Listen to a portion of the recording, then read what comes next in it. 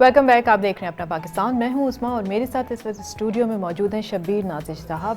شاعر ہیں, ادیب ہیں, اسکرپٹ رائٹر ہیں. ان سے ملاقات کرتے ہیں. جی السلام علیکم شبیر صاحب, کیسے ہیں آپ؟ وعلیکم السلام, الحمدللہ میں ٹھیک ہوں, آپ سنائیے. بس اللہ کا شکر, بالکل ٹھیک ٹھاک. شاعری کا شوق کب سے ہوا؟ یہ ایک ایسا سوال ہے جو بھی میرے پاس شاعر آتے ہیں ان سے میں پوچھتی ہوں, اور مجھے اکثر جواب یہ ملتا ہے کہ بچپن سے ہی ہمیں شوق تھا اور بچپن سے ہی جو ہے اشعار کی آمد ہوتی تھی اور اس طرح سے شاعری شروع ہوئی. آپ بتائیے گا آپ نے کیسے شروع کی؟ اس سے پہلے آپ کو جتنے بھی احباب نے جواب دیے ہیں ان میں سے بہت ساروں نے بالکل صحیح کہا ہے. اصل میں مسئلہ یہ ہے کہ جو تخلیقار ہوتا ہے, یہ شاعر ہوتا ہے, ادیب ہوتا ہے, یا کوئی بھی فنکار ہوتا ہے, وہ پیدائشی ہوتا ہے. تو جب پیدائشی ہے تو وہ بچپن سے ہی آغاز کرے گا. اچھا, اس میں ایک مرحلہ یہ بھی آتا ہے کہ جسے ہم اس کو کہتے ہیں یہ گاڈ گفٹڈ ہے, خدا داد صلاحیت ہے. تو اب اللہ نے تو ہمیں دے دی, ہمارے انر میں تو ہے. یہاں سے ایک اور مرحلہ شروع ہوتا ہے کہ ہم اس کو پہچان کب رہے ہیں. وہ ہم بچپن میں ہی پہچان لیتے ہیں, یا لڑکپن میں, یا جوانی میں, یا اس سے بھی کہیں آگے جا کے. تو یہ مرحلہ پہچان کا, جسے عرفان ذات کہتے ہیں, اس اللہ تعالیٰ کے دیے ہوئے وصف کو پہچاننے کا, یہ پھر کسی بھی اس دورانیے میں ہو سکتا ہے. بچپن میں ہو سکتا ہے, لڑکپن میں ہو سکتا ہے, جب کسی سے عشق ہو جب ہو سکتا ہے. تو وہاں سے پھر اس کا آغاز ہو جاتا ہے. عموماً جو پیدائشی ہوتا ہے وہ بچپن سے ہی آغاز کر دیتا ہے. تو میرا اچھا, ابھی آپ نے ایک بات کی تو اس سے ہی میں سوال آپ سے پوچھوں گی کہ کیا شاعر بننے کے لیے عشق کرنا ضروری ہے؟ میں نے ابھی عرض کیا کہ شاعر بنتا نہیں ہے, پیدا ہوتا ہے. یا کوئی بھی فنکار ہے وہ پیدا ہوتا ہے.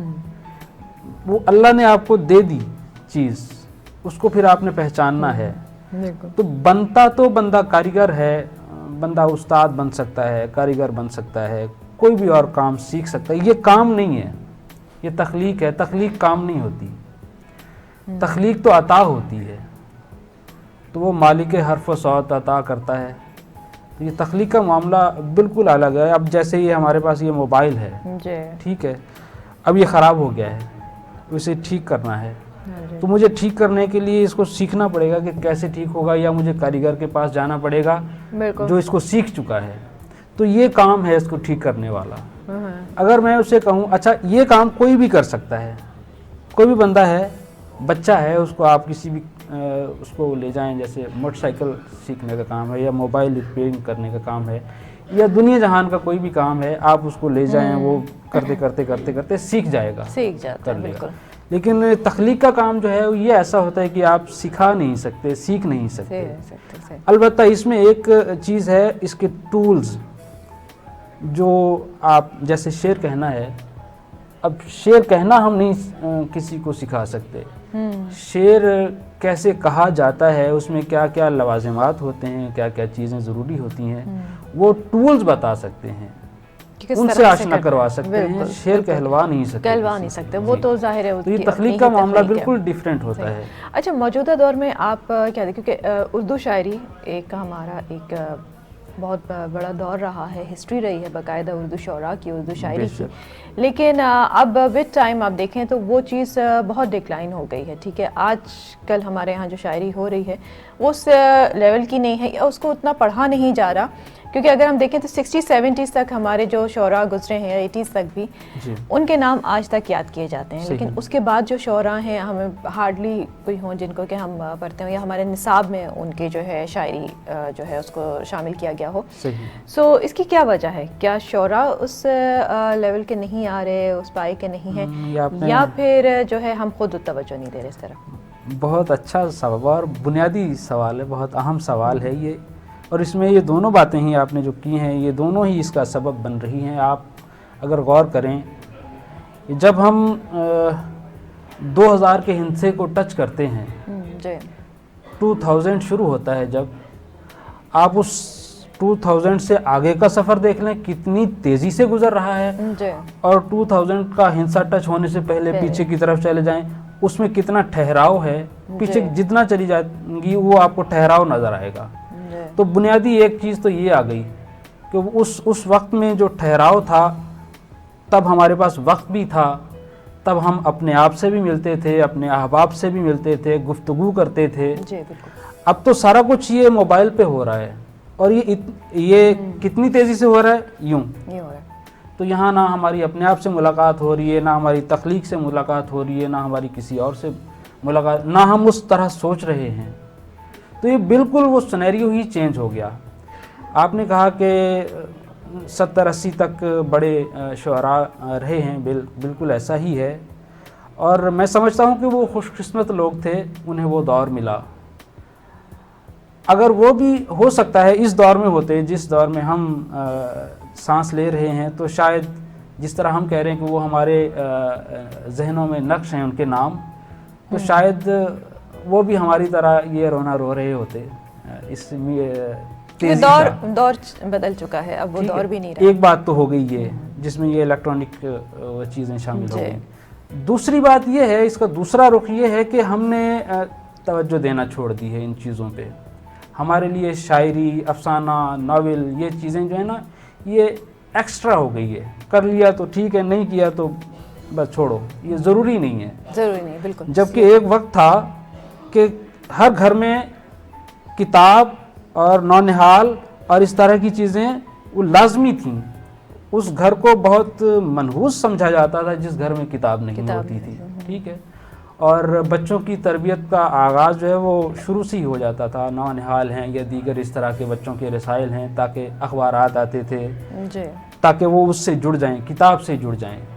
اب تو ایسا ہے ہی نہیں.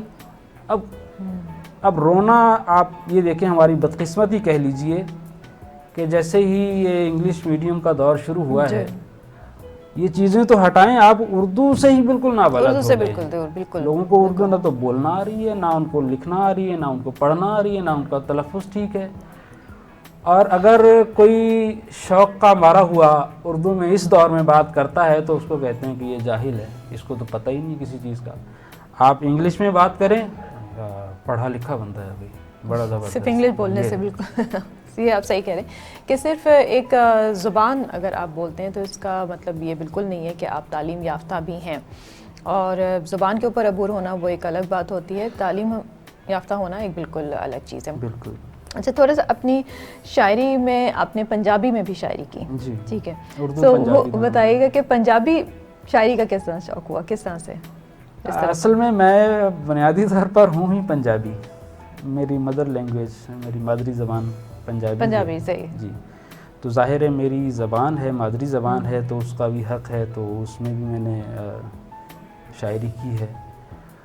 میں اردو کو بھی اپنی مادری زبان کی طرح ہی سمجھتا ہوں, تو میں نے کبھی ان میں فرق اس طرح روا نہیں رکھا. نہ میں سمجھتا ہوں, نہ میں کسی کو ایسا سمجھنے کی اجازت دیتا ہوں. ہر زبان, اگر کوئی بھی اس کی زبان ہے, سندھی, بلوچی, پٹھان, جو بھی اس کی زبان ہے, ٹھیک ہے, اس کو بھی اس کی طرح کیری کرے, اور ساتھ اردو کو بھی, کیونکہ ہماری قومی زبان ہے. قومی زبان ہے تو یہ ہماری ہے, بالکل ہماری ہے, تو یہ ہماری اسی زبان کی طرح ہے جو ہماری مادری ہے. ٹھیک ہے, تو میں اس کو اسی طرح اس کو لے کے چلتا ہوں. اچھا, آپ کو زیادہ مزہ یا انجوائے آپ کون سی شاعری کو کرتے ہیں, پنجابی یا اردو کی, اور آسان کون سی لگتی ہے دونوں میں سے؟ جو جاننے والا ہوتا ہے اس کے لیے تو دونوں, یا جتنی بھی وہ جان رہا ہے, وہ سب آسان ہی ہوتی ہیں. بنیادی فرق یہاں آتا ہے کہ ہم رہ کس ماحول میں رہے ہیں. میں جب پنجاب میں رہ رہا تھا تو مجھے زیادہ لطف جو آتا تھا وہ پنجابی میں آتا تھا. 2004 سے میں یہاں کراچی میں ہوں, تو اب ظاہر ہے یہاں ارد گرد جس سے بھی بات کرو ادھر ادھر وہ سب اردو ہے. تو اردو میں شاعری تو وہاں بھی اردو کر رہا تھا.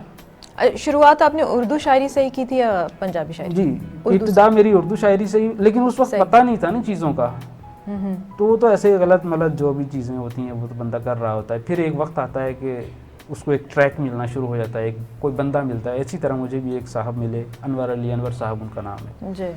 تو میں تو جو ٹوٹا پھوٹا لکھ رہا تھا وہ سمجھ رہا تھا کہ بھئی میں شاعر ہوں. اچھا, مزے کی بات یہ ہے کہ اس وقت پتہ نہیں تھا کہ یہ شاعری کیا بلا ہوتی ہے اور یہ شاعر کیا چیز ہوتا ہے. بس تھا کچھ کہ یہ شاعری ہے اور میں یہ لکھ رہا ہوں, تو میں یہ شاعر ہوں, اور سمجھ رہا تھا کہ میں مطلب اچھا کر رہا ہوں, ٹھیک ٹھاک چیز بن گیا ہوں میں. پھر مجھے وہ صاحب ملے, انور صاحب, اللہ انہیں صحت دے, انہیں لمبی زندگی دے. وہ کسی کو بتا رہے تھے کہ یہ شاعری اس طرح ہوتی ہے اور اس کا ایک علم ہوتا ہے جسے علم عروض کہتے ہیں. اس میں مختلف بحور ہوتی ہیں, بحریں ہوتی ہیں, جو پیمانے پیرامیٹرز ہیں, ان کے تحت پھر اپنی بات, اپنا خیال پیش کیا جاتا ہے. تو ان کو تو وہ بات اس طرح سمجھ نہ آئی, تو وہ چائے لینے کے لیے ذرا اندر گئے نا. تو میں نے ان سے کہا کہ یہ آپ جو چیز بتا رہے تھے یہ آپ مجھے بتائیں گے, تھوڑا مجھے اچھی لگی ہے اور میں یہ جاننا چاہتا ہوں. تو پھر انہوں نے مجھے بتایا. تو پہلی جو واقفیت میری اس چیز سے ہوئی کہ اس کا کوئی علم بھی ہوتا ہے شاعری کا, جسے علم عروض کہتے ہیں, اور اس میں بحریں ہوتی ہیں, تو تب مجھے پتہ چلا. پھر انہوں نے مجھے پہلی بحر بھی بتائی, جو ایک میٹر کہہ لیں آپ. بحر سے واقف شاید ہیں یا نہیں ہیں؟ میں نہیں. اس کو میٹر کہہ لیں, ایک پیمانہ کہہ لیں. اچھا, ایک پیمانہ, ٹھیک ہے. تو وہ بھی انہوں نے بتایا کہ یہ پیمانہ ہوتا ہے, اور اس طرح اس میں پھر آگے کنٹینیو کرتے ہیں. پھر اس سے آپ یہ کہہ سکتے ہیں ڈفرینٹ سٹیجز جو آتی ہیں وہ ہیں. اس کے بعد پھر میں نے باقاعدہ ایک استاد کی شاگردی اختیار کی, مرزا نصیر خالد صاحب. ان سے پھر میں نے ساری چیزیں سیکھیں. جو میں نے شروع میں ایک بات بتائی تھی کہ لوازمات, ٹولز جو ہوتے ہیں, وہ سارے پھر سیکھے ان سے. اللہ کا شکر ہے, اللہ انہیں غریق رحمت فرمائے, ان کا انتقال ہو چکا ہے. اوکے. اچھا, آپ کا تخلص ہے نازش, ٹھیک ہے, اور یہ جو ہے خواتین کا نام ہوتا ہے. تو نازش یعنی کہ کوئی تھیں جن سے کہ اپنی یاد میں ان کے تخلص رکھا, یا پھر ایسے ہی آپ نے نازش تھی؟ تو کوئی نہیں, اگر ہوتی تو اچھا ہوتا. ایسا ہے کہ میں جب آغاز ہوا 92 میں میرا شاعری کا, تو اس وقت ایسے ہی ایک تخلص رکھ لیا تھا ایسے ہی, لیکن وہ مجھے اچھا نہیں لگ رہا تھا. اچھا. میں سوچ رہا تھا اسی دورانیے میں کہ یار تخلص کو اچھا سا ہونا چاہیے, کیچی سا, زبردست قسم کا, میننگ بھی اس کے اچھے ہوں. تو پھر میں نے ڈکشنری جو ہے وہ لغت اس کو کھنگالا, اس میں پھر میں نے 2 مجھے لفظ جو ہے نا وہ اچھے لگے. تو ایک تھا نالش, اچھا, اور ایک تھا نازش. نازش, اچھا. تو نالش کا مطلب ہے رونے دھونے والا. میں نے کہا اس کو ہٹاؤ, رونے دھونے والا نہیں ہے. نازش جو ہے یہ ٹھیک ہے, اس میں وہ چیز ہے جو میں محسوس کر رہا ہوں, جو ہونی چاہیے. تو پھر میں نے اس کو رکھ لیا. ویسے تو نام میرا شبیر حسین ہے, تو قلمی نام میرا جو ہے وہ شبیر نازش ہے. اچھا شبیر صاحب, سیگمنٹ کا ٹائم جو ہے ہمارا وہ ختم ہو رہا ہے, تو اینڈ میں آپ سے چاہوں گی کہ آپ اگر اپنے کچھ شعر ہمیں ارشاد فرمائیں, اردو کا اور پنجابی کے دونوں اشعار سنائیے. جی, تو میں ایک تازہ غزل آپ کی اور ناظرین کی سماعتوں کی نظر کرتا ہوں. جی بالکل, امید ہے پسند آئے گی آپ کو. کہ نہیں ہو سکتا میرے یار, نہیں ہو سکتا, نہیں ہو سکتا میرے یار, نہیں ہو سکتا, عشق عاشق کا طرفدار نہیں ہو سکتا. نہیں ہو سکتا میرے یار, نہیں ہو سکتا, عشق عاشق کا طرفدار نہیں ہو سکتا. مر رہا ہے جو میری ایک جھلک کی خاطر, مر رہا ہے جو میری ایک جھلک کی خاطر, اس کا کہنا تھا اسے پیار نہیں ہو سکتا. مر رہا ہے جو میری ایک جھلک کی خاطر, اس کا کہنا تھا اسے پیار نہیں ہو سکتا. چاند سورج کو بھی آغوش میں لے لیتا ہے, چاند سورج کو بھی آغوش میں لے لیتا ہے, اور اس بات سے انکار نہیں ہو سکتا. تو میرا دوست ہے اور دوست بھی اچھا والا, تو میرا دوست ہے اور دوست بھی اچھا والا, تو میری راہ کی دیوار نہیں ہو سکتا. تو میرا دوست ہے اور دوست بھی اچھا والا, تو میری راہ کی دیوار نہیں ہو سکتا. اور شعر دیکھیے گا. ہم بڑی عمر میں اے عشق تیری نظر ہوئے, ہم بڑی عمر میں اے عشق تیری نظر ہوئے, کھل کے اس عمر میں اظہار نہیں ہو سکتا. ہم بڑی عمر میں اے عشق تیری نظر ہوئے, کھل کے اس عمر میں اظہار نہیں ہو سکتا. جسم تو جسم میری روح بھی ہے ایک ہی اسم, جسم تو جسم میری روح بھی ہے ایک ہی اسم, اور اس اسم سے انکار نہیں ہو سکتا. جھوٹ کہتا ہے کوئی ایسا اگر کہتا ہے، جھوٹ کہتا ہے کوئی ایسا اگر کہتا ہے، وہ کسی حسن کا بیمار نہیں ہو سکتا. جھوٹ کہتا ہے کوئی ایسا اگر کہتا ہے، وہ کسی حسن کا بیمار نہیں ہو سکتا. ایسے سردار کی سرداری نہیں مانتے ہم، ایسے سردار کی سرداری نہیں مانتے ہم، جس کا سر اونچا سرے دار نہیں ہو سکتا.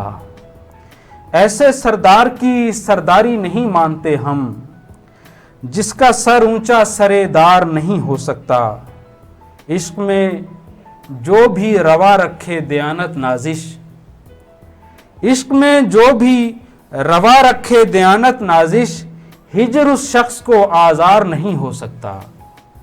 نہیں ہو سکتا میرے یار، نہیں ہو سکتا. عشق عاشق کا طرفدار نہیں ہو سکتا. واہ کیا بات ہے. بہت شکریہ. بہت شکریہ شبیر صاحب، بہت شکریہ پروگرام میں آنے کا، اور آپ سے بہت اچھی بات چیت رہی. انشاءاللہ پھر آپ سے ملاقات ہوگی بہت جلد. اس کے ساتھ ہی ایک بریک کا وقت ہوا ہے، بریک لوں گی یہاں پہ، اور بریک کے بعد آپ سے دوبارہ ملتے ہیں اپنا پاکستان میں. ہمارے ساتھ رہیے، کہیں مت جائیے.